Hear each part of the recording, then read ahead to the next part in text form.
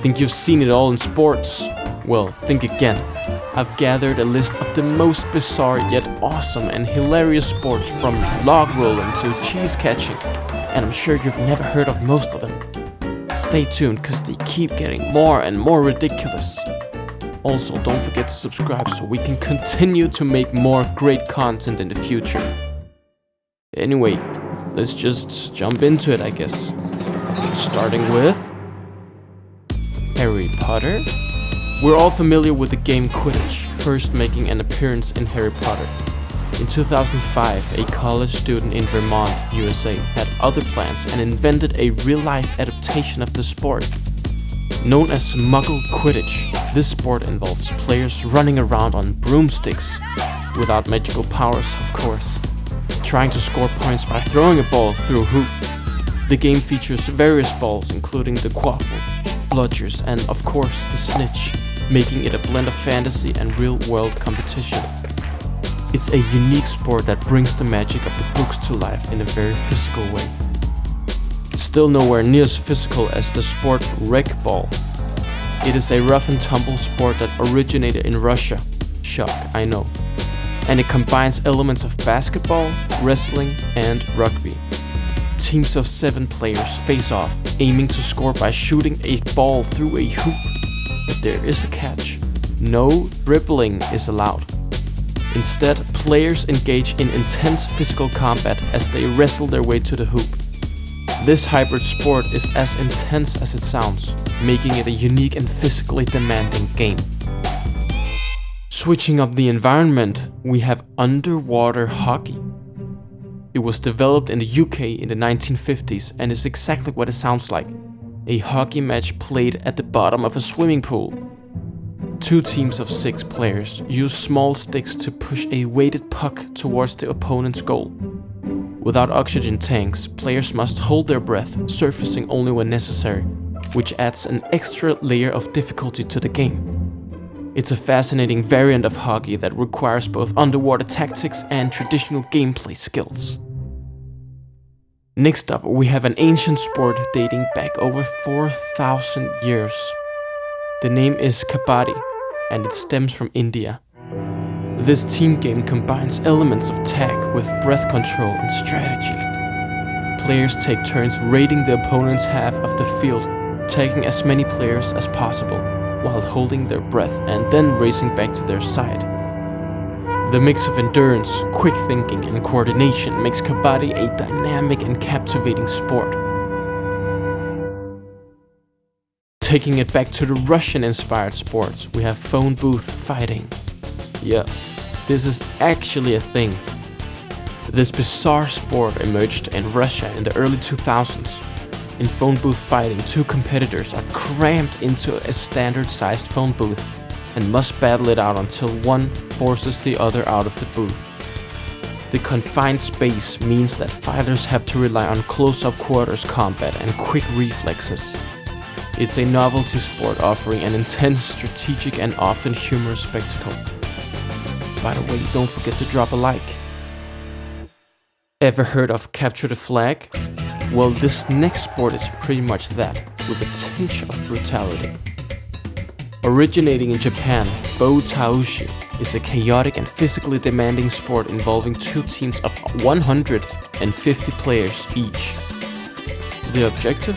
To bring down the opponent's tall wooden pole from its vertical position while defending teams does everything they can to keep it upright. Popular in Japanese military academies, this sport combines wrestling, strategy, and sheer brute force, making it one of the most intense team sports in the world. We've already covered quite a bit, but not as much as these athletes cover distances.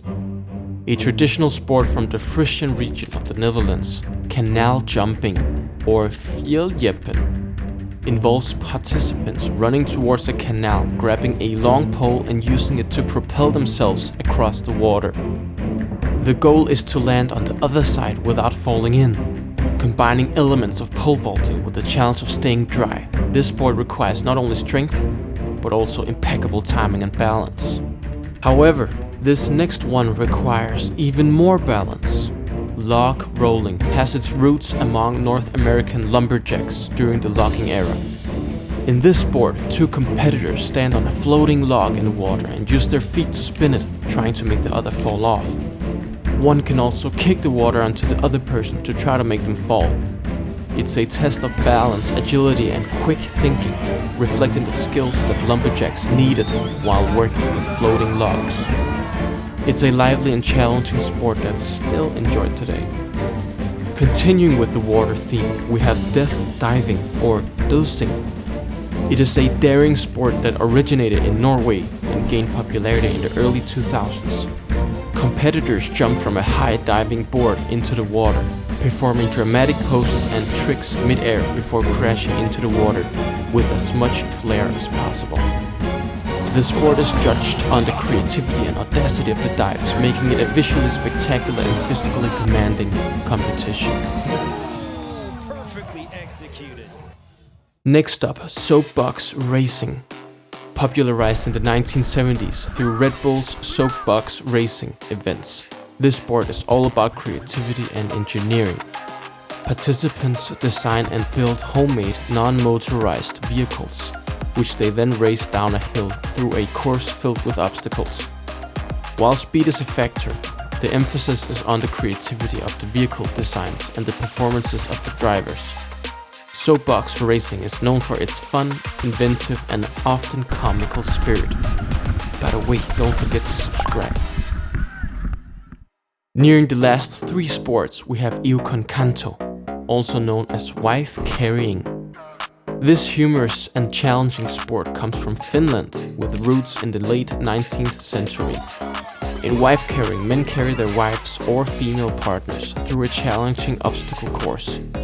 The fastest team wins the race, and the prize is often the wife's weight in beer.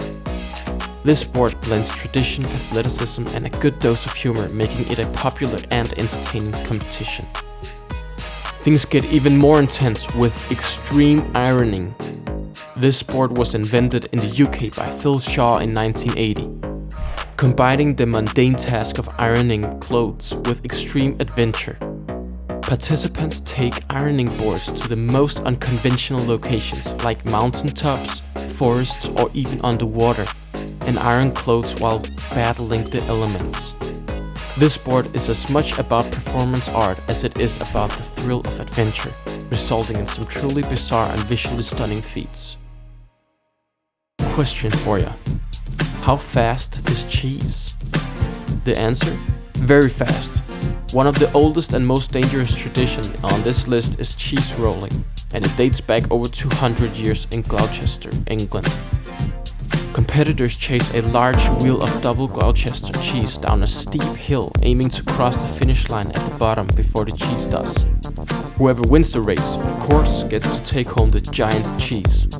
The race is notorious for the high-speed tumbles, chaotic chases, and frequent injuries that occur as participants hurl themselves down the hill in pursuit of the cheese. And finally, we come to the last sport, ear pull. It is a traditional Inuit game from Alaska.